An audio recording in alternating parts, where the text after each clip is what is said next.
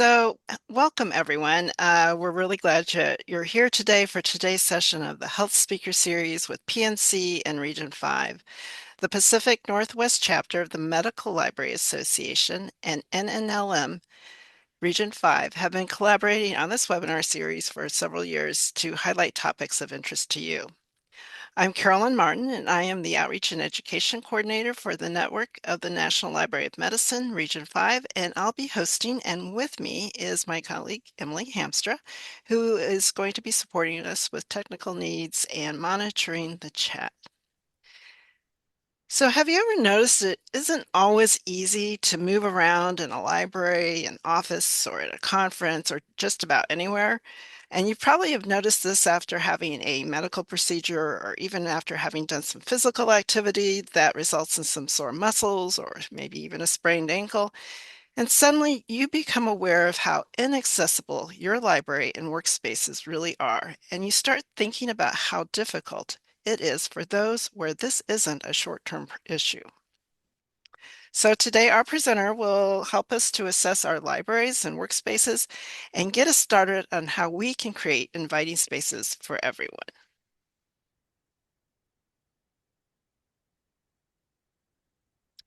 And we just have a few technical items to cover before we get started. You may have already noticed that we muted you as you have joined the webinar, but you are welcome to put your questions and comments in the chat box, which is that little speech bubble that you see at the bottom of your screen. We just ask that you make sure that your questions and comments are going to everyone so that we can all see them. And closed captioning is available on the menu at the bottom of your screen. To view, click on the Show Captions icon. And for attending today's session, you can get a Medical Library Association CE credit. So please stay on the webinar, and at the end, we will be providing you with that information. The session is also eligible for Certified Health Education Specialist, or CHES. Just know that you will need your CHES ID to complete the evaluation. The session is also eligible towards the Consumer Health Information Specialization, or CHIS, through the Medical Library Association. So we always appreciate your feedback. So whether you want that CE or not, we really encourage you to take that evaluation. Our presenter is JJ Pionke, who some of you may already know. JJ was named a Library Journal Mover and Shaker in 2020 in the Advocacy category and has written and presented extensively on accessibility and disability in libraries for both patrons and staff. And also, JJ has great book recommendations, as if you were on earlier when we were, before we started the session. So we're really glad to have JJ here, and we are looking forward to your presentation. Thank you very much. We're going to talk about doing an accessibility audit of your library. Um, it's going to be a wild ride. We're going to pack a lot into this hour. Audience participation is encouraged. I will be monitoring the chat. We're going to start with our next slide and take a look at the picture or hopefully we'll have a next slide. There we go. Take a look at the picture and tell me what stands out to you about this particular picture. It is an artist rendering. What do you see? Yeah, light up my chat. Okay, we got stairs, no ramp. What else do we got? Everybody's walking, biking. Yep, we don't see any representation of wheelchairs, um, canes, walkers, nothing. We've got very good.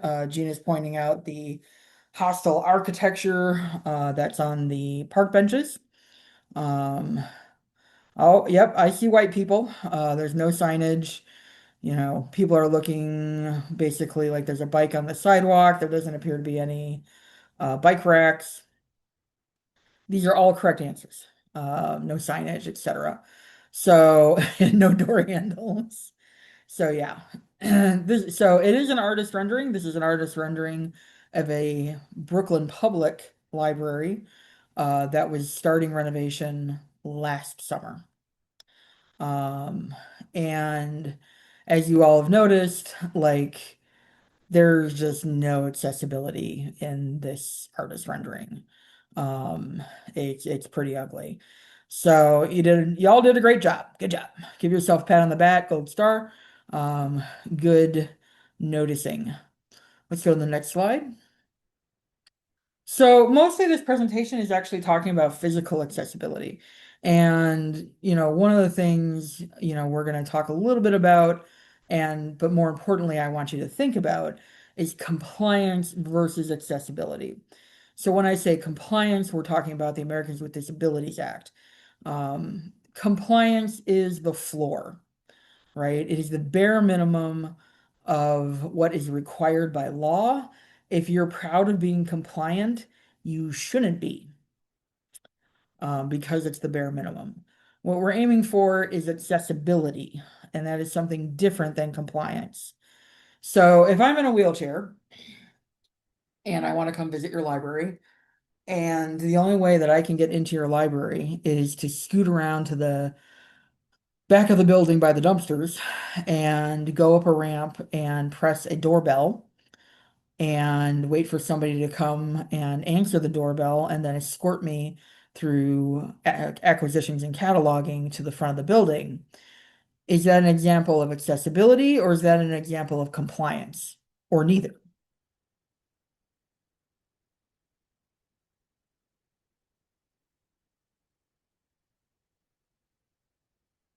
Yep, you got it. It's compliance. That is legally acceptable. Go back, thank you. That is legally acceptable for ADA compliance. And that is typical in many places. It also creates a second class of citizens. It's great being trained or treated as a second class citizen. So, JJ says facetiously. Um, as Susan pointing out, it stigmatizes, right? It draws attention to the person with disabilities when really they just want to pick up their book and go home. So yeah. So the next bullet point there is about the Queens Public Library debacle. If you're not aware of the Queens Public Library debacle, this was from 2019. Brand new building, beautiful, like $40 million, gorgeous views of the New York City skyline. Um, and you know, the if you look at if you tried to go to the book stacks, you couldn't get them in any other way other than going up and down stairs. And, when questioned about this, the architects were like, well, the librarians will just go get the book for you. Really? There was obviously an uproar about this, and there was a lot of debate about whether or not this was compliant. Because it's certainly not accessible. And, brand new building, now they have to renovate it right away because nobody can get to a chunk of the book stacks. Um, so yeah, that was fun.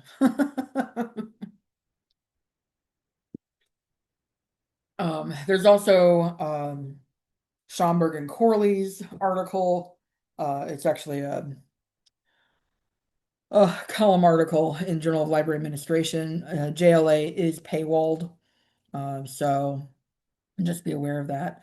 Where they're talking about accessibility in library rooms. Um, and New York Times can also be paywalled, but if you do a bit of Googling, there are other like blog posts and stuff than New York Times. So yeah. So, mostly this presentation is focusing on physical accessibility. There are a lot of different kinds of physical accessibility. Most of the time when we think about physical accessibility, we are of course thinking about wheelchairs, canes, walkers, things like that.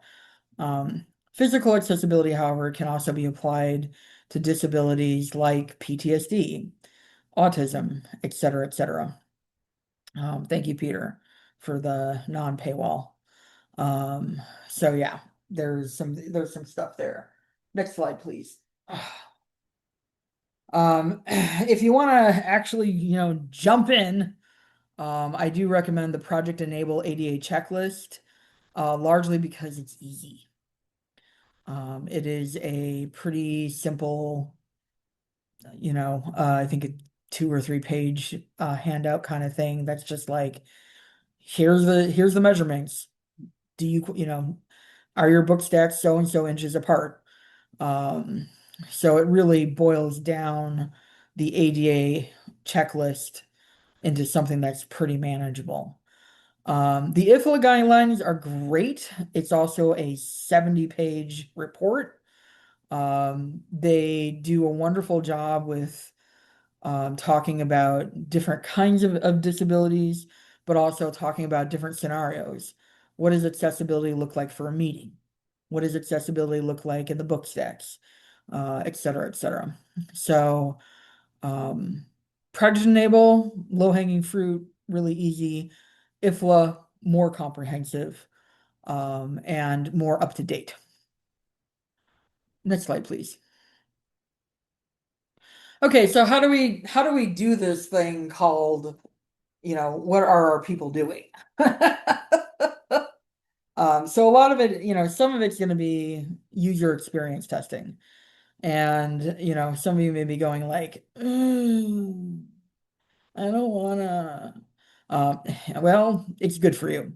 So you probably should. Lita's got a question. Are visual and auditory disabilities under the same umbrella as physical? Yes, because they're sensory. So, like, I would categorize physical as the five senses, like touch, smell, etc., etc. Um, okay, so user experience testing, this is a great one. It's behavior mapping. It's pretty easy. If you look at the picture, you notice that there's a lot of people coming in and going out in towards the middle. There's obviously places where people aren't going. The whole cluster of offices and so forth in the right-hand corner. But what's interesting to me about this particular picture is the area right, like if you do a U-turn from the entrance, there's that area of squares on the lower left. Why is that interesting?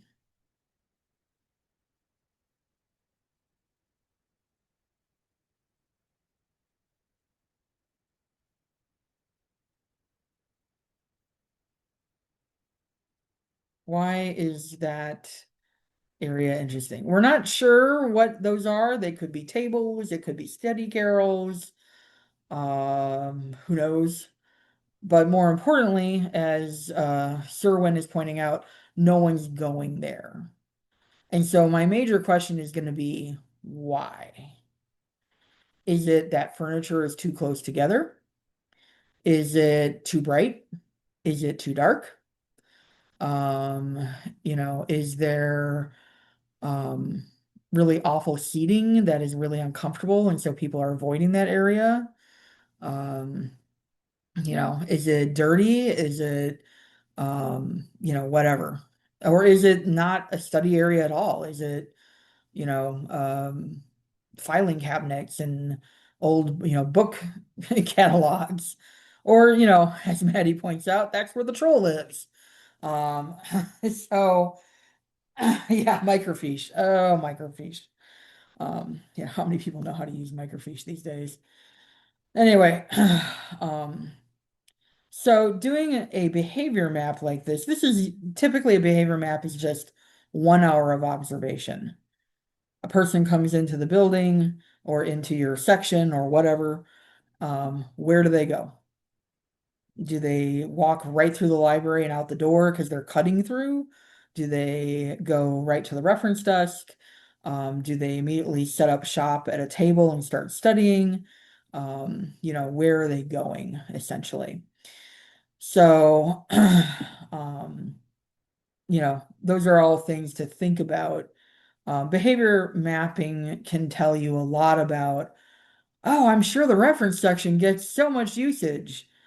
And yet, if you do the behavior mapping, you're going to see like no one's going there. or, only one person is going there over, 5 sessions. Um, so this can really help you figure out where are people going, where are they avoiding? And the question is then, okay, why? Why do they like certain areas? Why do they not like certain areas? And then figure out what to do next. Next slide, please. The biggest thing you can do for yourself is learn other perspectives. Um, I love Sinead Burke. She's wonderful. This particular video of hers is like 10 minutes. It's not going to break the bank. She's a little person, and in this particular video, she walks you through, like, okay, what did I have to go through to get from Ireland to this TED Talk? I don't remember where it's at, but it wasn't in Ireland. Like, she had to take a plane. Um, you know, what do I have to go through to get here?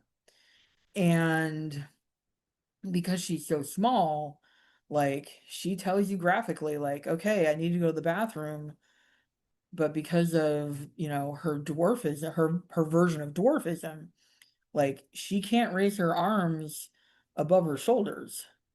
So how do you lock the bathroom door when the lock is taller than you are and you can't reach it?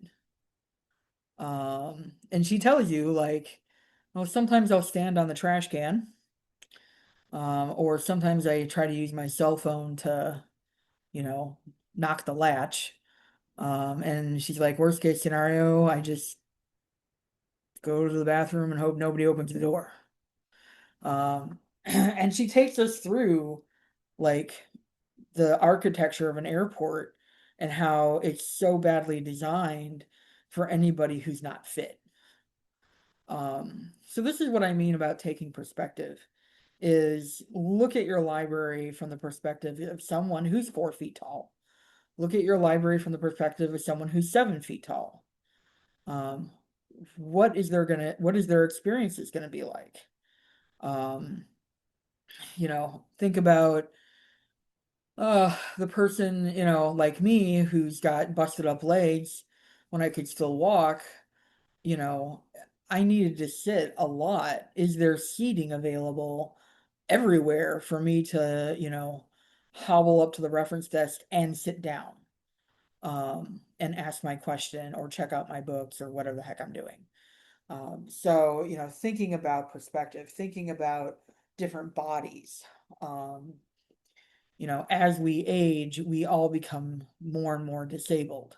Uh, for those of you who are younger, I hate to tell you this, but when you hit 40 and 60, your bodies are going to fall apart. And and that's the truth.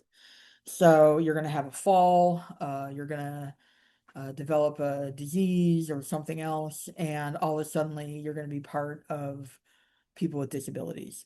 And sometimes it's temporary, sometimes it's permanent. Um, when it's permanent, it sucks. So, um, yeah. Anyway, so thinking about perspective, thinking about what does this space look like when you're tall, when you're short, when you can't see, when you can't hear, or your sight is severely impacted, um, and so forth, is one of the best things you can kind of do for yourself in terms of looking at your libraries in a different way and thinking about, is this accessible? Because again, most of you are probably within the realms of compliant with the law. But in, actual accessibility, probably not so much, for a variety of reasons. Um, yes, Summers, has nailed it on the head, especially for me as a person of size and busted up legs. Seating to alleviate mobility fatigue needs to be size inclusive and something you can easily get in and out of. So I know it's tempting to have all the same chairs at the study tables, but you really need to have a variety. Chairs with arms, chairs without arms, chairs on wheels, chairs not on wheels. Um, just because, like for me personally, um, I need chairs without arms and chairs without wheels. Even though I would love to be able to scoot around more easily on a wheeled chair, um, the propensity for going down to the floor, my butt going one way and the chair going the other is actually pretty high. Um, and let's just not do that because when I go down to the floor, the fire department has to come pick me up. So yeah, it's a thing. Take me to the next slide, please. Okay, so this is where we're gonna start. Some people did submit some photos, so these are live, quote unquote, live photos of people who are attending this webinar. Um, we'll get to this in a minute.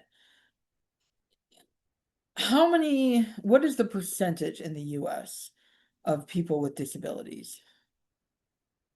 Go ahead and, light up my chat. Just wild guess it. 1 in 3, 90, 35%, 1 in 4, 60, 38, 75, 60, 40, 53. So I forgot the number, but the largest minority. Maddie's not wrong. The CDC's numbers are like 28% right now, 27%. So, let's round it up as Shannon has done to 30%. So 30% of US citizens have a disability. Disability is being defined as something that impacts daily living. So it could be a physical disability, it could be a mental health disability, and those are going to be disabilities that affect activities of daily living. So, for instance, getting dressed, eating, using the toilet, going to work, all those things are activities of daily living. If you can't do them by yourself, then you have some kind of disability. Um, someone's asking, well, disability according to who? Um, the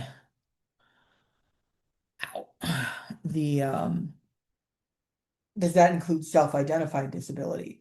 I'm not sure how the CDC actually collects their numbers. I'm sure it's some kind of survey that they collect numbers from, or potentially insurance uh, delineations.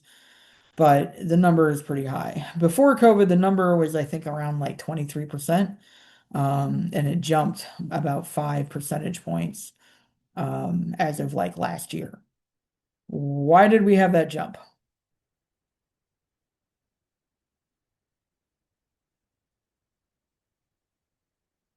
COVID. Yes.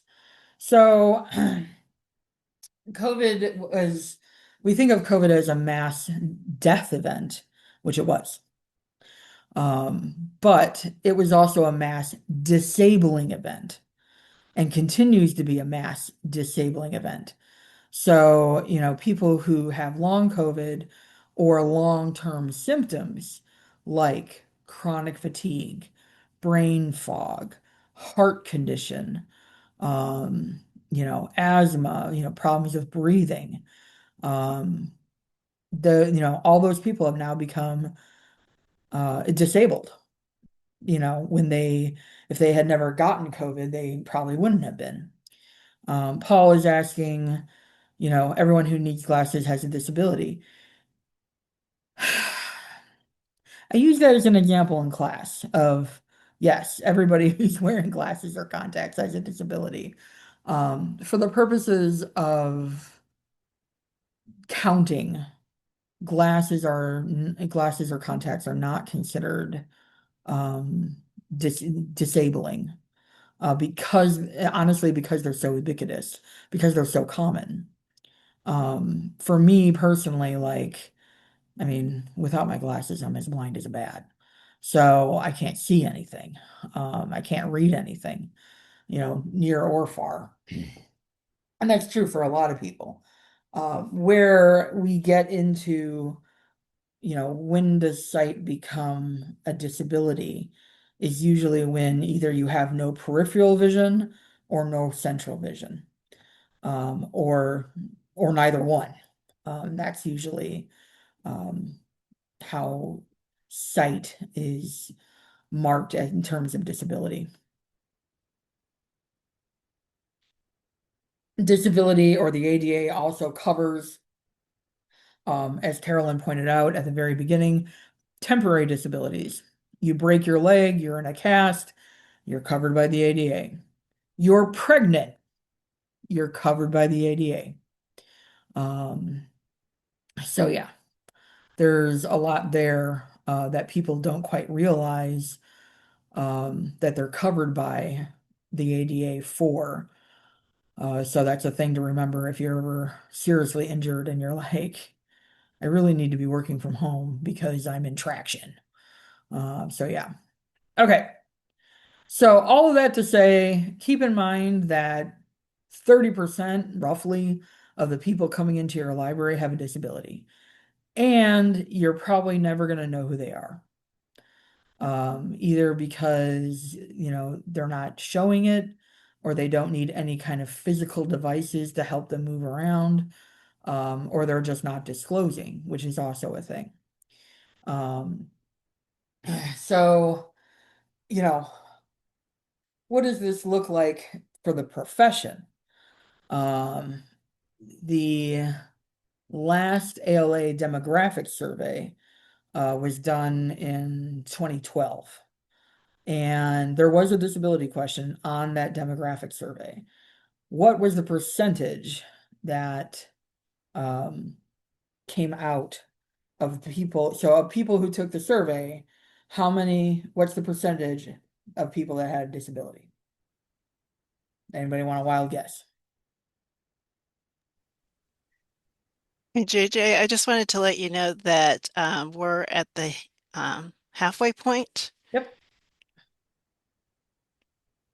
Thank and you. un and unfortunately, Emily, her internet stopped working. So I'm going to also check to make sure if things are working. So, Okay. No problem. Look at you all being so optimistic. It was 2.91%. So now, okay, it was a while ago, 2012, but of the people who took the survey, 2.91% identified as having a disability. When we know that in 2012, roughly like 23 to 25% of the American population had a disability. So the question then becomes is where's the other like 22%?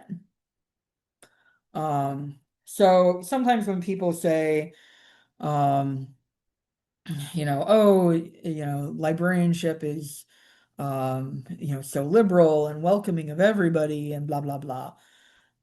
The answer is no, it's not, right? If we as workers aren't willing to self-identify as having disability, there's a problem. And that problem is usually stigma and ableism. And that we just don't prioritize learning about disability and accessibility. I teach the disability in libraries class for Syracuse University, and it is only one of five of classes that are a full semester in the entire country. Otherwise, disability is covered for usually about 5 minutes in either like the physical building spaces because of ADA or in the minorities class um, because of people with disabilities being a minority. Um, yeah, Megan saying I had a hell of a time getting accommodation from HR while working in academia. Yup, very common. If I had a buck for every time someone approached me, emailed me, messaged me, whatever, at conferences, online, whatever, and said, I really need this accommodation, but I don't know what to do. I'm scared. I need some guidance. I could retire. That's one of the dangers of being a public a publicly aware researcher is that you end up answering a lot of questions about here's my situation and I don't know what to do and I don't know where to start. So it's a lot. So let's take a look at some pictures here. Um, these are actually all fairly okay. I'm going to start with that. Um, so when we're looking at this particular image, is there anything that stands out to you, positive or negative?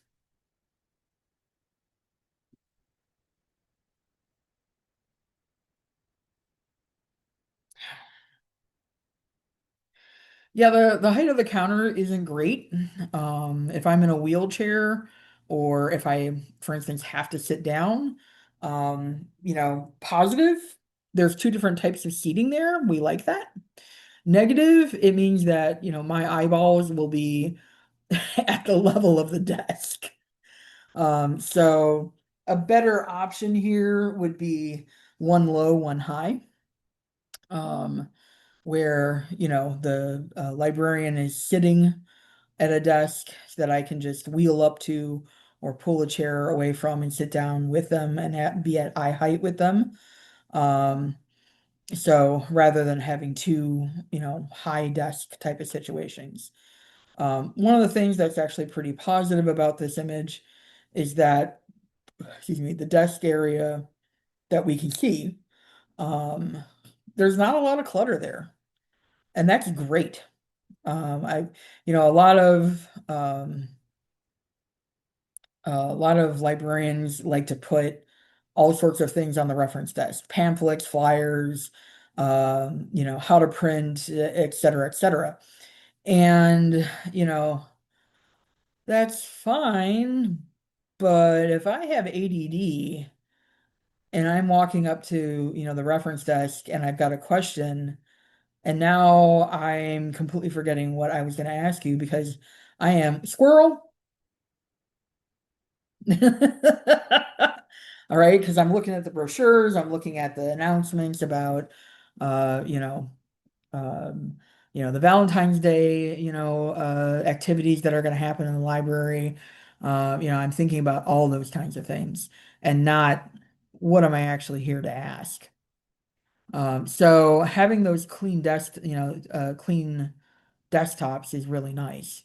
And we want to keep that as a focus because too much information there, too much clutter can be very overwhelming. Some of you have pointed out signage. You know, is the signage on the front of the desks accessible? Yes. Is it the highest contrast it could possibly be? No. But is there still enough contrast to be able to read it? Yes. And sometimes that's all you need. So, what do we say by contrast? If you have yellow wording on a white background, no, I'm going to take away your library card. So, just don't do it. I know you might like the color yellow, but if it's on a white background, no one can read it. Um, so you want to make sure you're using high contrast. Another thing you need to be aware of is, of course, color blindness. Now, color blindness largely affects men. It very rarely affects women.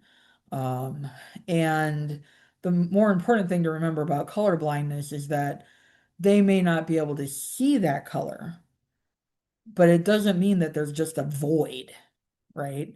They can still see the shape and they're still going to be able to see a color. It's just not going to be the color that you think it is.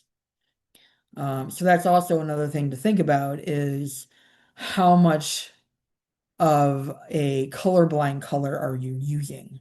And how is that going to affect, your patrons? Okay, lots of yeah, as Caitlin's pointing out, defaulted to red and green, which of course are colorblind colors, so we changed it. Um, accessibility is little things like this. It doesn't have to mean repouring $100,000 ramp, right? It's just being a little more thoughtful and mindful of how your services are laid out, how your desks are put together, how many chairs and sofas and tables do you have in your study area. Hit the easy button, right? We know less furniture is better. When you pack an area full of furniture because you want to put bodies in those seats, you're actually going to get less bodies. And for someone like me who's large sized, I look at, a tight space with very little room between tables as hostile, as like, oh, this place isn't for me. Because I'm not going to be able to fit between the tables and the seating is poor. Like, I'm afraid I'm going to break it. Um, so yeah. So those are all things, you can be thinking about. There's definitely probably not enough signage going on here. Um, where else are things? Plus, you got to also remember that we don't know the context. Is the area behind the library workers like an office area, or is it, the start of a study area? We just don't know. Um, but yeah, am I upset with this? No. This is actually okay. Is it perfect? No. Definitely could use some improvement. Next slide, please. Okay, here we have a bathroom. Woo! We can see in the mirror that there's a baby changing station there, which is great. Unfortunately, it's only a baby changing station. One of my former coworkers had an adult child who, was in a wheelchair and had to be changed on the regular. Um, and there was no adult changing station in the library. So, their daughter could never come to work with them because there was no way to take care of her body accurately. Um, is this bathroom okay? Yeah. But again, thinking about Sinead Burke, would Sinead Burke be able to use this bathroom very well? No, right? The sink is too high. The hand towel, there's the garbage can is in front of the hand towel dispenser, and that's going to be problematic. The cheap fix, just put a small step stool, um, so that, children or people who are short statured can use the step stool to use the sink. Move the garbage can, to the side of the sink rather than right under the hand towel dispenser, even though I know we want it under the hand towel dispenser because people are slobs. Um, for someone like me who's of large size, um, that toilet scares me. Why does the toilet scare me?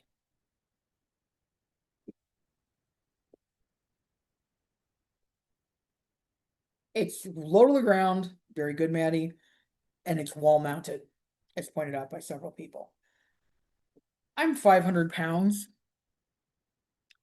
I have ripped wall mounted um, toilets out of the wall, just trying to use the bathroom.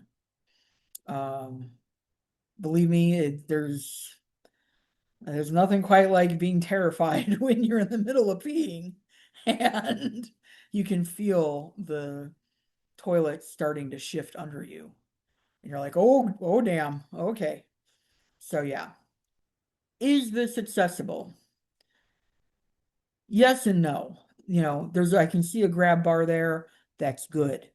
But is there a grab bar on the parallel wall? If there's not, it has to be there. Um, because a front grab bar is really only going to work if I am a guy who stands up to pee and I'm leaning over. So that's a thing. Next slide, please. This is a bunker shot. So, this is the bunker for obviously a classroom. Um, is this accessible? No, it is definitely not accessible for someone like me. The high boy um, with the high chair is, hell on earth for me.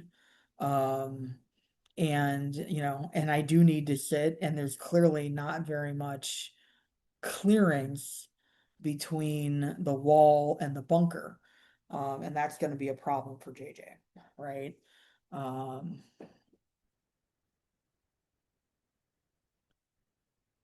great, great question, Jayton. Jayton's asking, well, what do we do about someone who's small? There's a couple different options. Basically, again, having a little step stool there, and having a toilet riser. Those are things you're going to find them fairly commonly in hospitals. In terms of my problem of size, a lot of hospitals are now putting basically a third leg underneath the actual toilet bowl that can be installed to give it stability, and not rely on a wall mount. So yeah, no problem. Um, so yeah, I mean, does this setup probably work for quite a few able-bodied librarians? Yes. But again, we don't always know who's able-bodied and who's not. Someone with fibromyalgia isn't wearing a tag on them that says, I have fibro and I need to sit in something comfortable. Um, that kind of thing. Jennifer's pointing out the electrical box on the floor. Um, you know, that's accurate. And more importantly, um, it's not quite hidden, but it's not quite noticeable either. In the case of that electrical box, I would paint it like bright red, bright yellow, something that says, Danger, Will Robinson, danger. Um, yeah, as Lex is pointing out, where can I put my cane, or, my crutches or whatever. Yeah, there's no place easily accessible to do that unless you're like throwing them on the top. Um, so yeah. Oh yeah, there's never anywhere for crutches or canes. My cane was always falling to the floor. Um, so anyway, um, next slide. So here we have a window picture, and this is obviously internal. So it's a window within the library. Is there really anything wrong with this? No, not really. Some people, talk about how, um, if you have a, um, study room that's encased in windows or encased in glass walls, that's problematic. Um, and the reason it's problematic is that if you don't have any kind of etching or window cling or something, you're going to have people running into the walls. And I have done so. Again, I don't have great eyesight, and as you get older, your depth perception doesn't get any better. So, especially as you start to developing cataracts. Um, so yeah, the being able to put some kind of window cling or etching or something on windows can help say this is a window. Be aware, be aware that this is a window, this is a glass um, wall. So yeah. Some people are like, books on the bottom shelves. Is it accessible? Yeah, well, no, not really. Um, if we wanted to be more accessible, yes, we wouldn't have books on the very bottom and we wouldn't have books on the very top shelves, because it's just too hard to get to them. But you might have a lot of stuff and you might need that space. Accessibility is often a lot about trade-offs and, do what works best for you. Um, So yeah, next slide, please. Oh, cubes. I hate cubes. I understand why people like them. I am not a fan of them at all, largely because of my hypervigilance, which means that anytime someone goes near the cube, my head is popping up and I'm looking around. I'm not in love with the lighting, just because the lighting would probably give me a headache, especially if I can hear the ballasts. So, those are all things to consider and think about, depending on what you're doing. Yeah, cube farms are literally the worst. Um, okay, if you can skip forward to the slide after the pictures. There you go. Sometimes people ask me about digital accessibility. Yes, you should do it. Yes, it's required by law if you're a public institution. That is Title II. And basically, the country's been given a reprieve until I think April next year.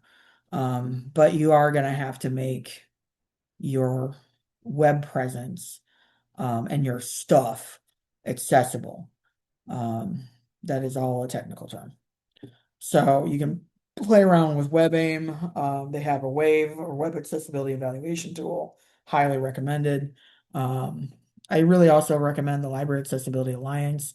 They do top level um, assessments of databases. So you can read their reports and go, okay, how did an EBSCO database do? How did Web of Science do in terms of accessibility? And of course, the answer is they're usually pretty terrible. Next slide, please. Okay, so here's a bunch of further resources for you. Some of the, obviously a lot of these are looking a bit old, but they still work largely because it's about doing user experience. It's about thinking about accessible design and so forth. Um, I would also strongly urge you to think about, learning the stories of people with disabilities. One of the easiest ways to do that is graphic medicine. The bottom link or the bottom citation is for Brittle Joints. That's by Maria Sweeney. It's a fantastic graphic novel. It's beautiful. It was nominated for an Eisner, um, and I believe for a graphic medicine award. Didn't win, but it was an excellent title. You don't have to have brittle joints to understand her talking about the cost in pain when you have chronic pain. When a doctor is like, okay, I need you to come in, and you go, and that meeting lasts for 5 minutes, and it took you 2 weeks of planning to get there. No. So learning about disability, you don't have to crack open the DSM, or, crack open Up to Date. Read memoirs, especially graphic medicine. They're fast. You can also just learn a lot from, what they're doing. The graphicmedicine.org site has a cajillion book reviews. Um, Maybe not a cajillion, but close to it. So yeah. Okay. We've only got a couple minutes left. Questions, things you desperately want to ask, screams into the void, questions, comments, concerns, whatever you got. Thank you, JJ. But before we take questions, I do want to go ahead and just talk about the evaluation and the CE. So that'll give you guys some time to think about your questions and post those in the chat for JJ to answer. First of all, I just want to say there is an evaluation link that I believe Emily is going to put in the chat. This is for Medical Library Association CE, and even though if you're not a member of MLA, you can still create a guest account and get your certificate for that. So when you take the survey, answer yes to wanting MLA CE, and there will be more instruction regarding that. And also, if you are wanting the Certified Health Education Specialist CE, also complete the evaluation and to register your attendance and to receive a certificate. And just remember, you need your CHESS ID in order to complete that. So we'll go back and let JJ answer some questions. Peter had a great question about accessibility audits and using them to leverage for getting things like money to repour a ramp. I don't know of any literature that has successfully talked about that, but I will say that, put together your wish list and keep that wish list nearby so that, and have a lot of different stuff on that wish list. Noise canceling headphones, ramp, whatever. Um, so that when you do have a donor or grant application, you can whip out that wish list and say, oh, hey, can we also ask for, etc. Gene is asking about accessibility for staff spaces, just exactly what I just did. The staff spaces in many ways are even more necessary to do an audit of because people just throw stuff everywhere. If you can go back to the picture with the photocopier, um, the yep, that one. So like this particular picture, I'm not in love with this. This is obviously an office area. You come through the door, if I'm in a wheelchair, my leg is going to be right up against that filing cabinet. Also, when I look at this photocopier in black, there's only one way I can get to it, which is either to pull up alongside or to approach head on.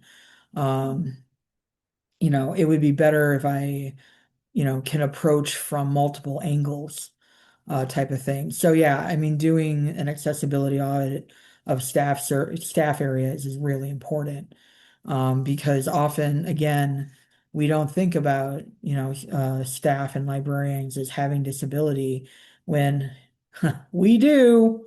And that also takes, advocating for yourself, and that can be a lot. Like that's a whole nother lecture. So yeah. Um, so are courtesy wheelchairs still considered a good thing? I don't think they're considered a bad thing.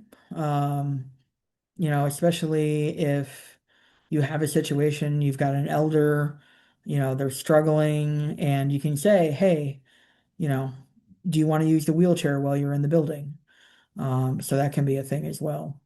It's always okay to, you know, have extra accessibility gear, um, as long as you know how to use it.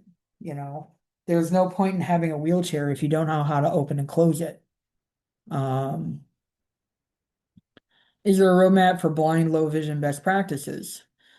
How much money do you have? So one of the biggest things is going to be, um, you know, can all of your bathrooms be laid out the same? I used to work in a building where every single bathroom had a different layout. For someone with blind, low vision, that's hell on earth. If you can't make changes to the bathrooms, you can always print a tactile map and stick it next to the door so that a person with blind, low vision can feel, okay, there are four stalls. The last one on the right is the big stall. Next, across from it is the sinks and so forth. And you can do that all with like 3D printing and stuff like that. So that's all stuff you can do. Um, so yeah, there's a lot here that you can do, and think about. And again, like, well, we don't have anybody coming to the library that uses a wheelchair. Why not? Is it too hard to get into your library?